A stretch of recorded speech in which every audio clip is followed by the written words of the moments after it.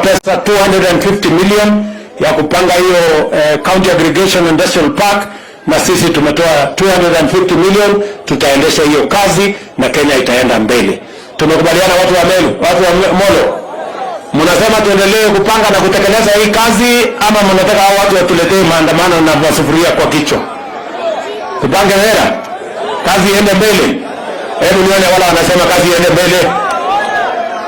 Sasa si mnajua mimi niko na mtu ambaye ananisaidia hii kazi. Jamaa anaitwa Rigiji. Mtu ya kusema ukweli. Na yeye yako area. Haya, wapi makofi ya Rigiji?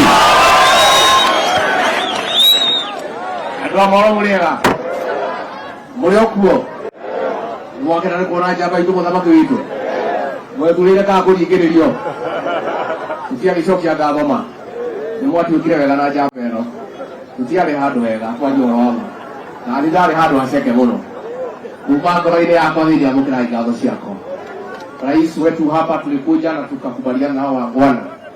Ile serikali ambayo iliondoka ilikuwa imefunga msitu, imefunga biashara ya mbao, kazi hapa imesimama mpaka benki zote zimefungwa. Sio tulikubaliana?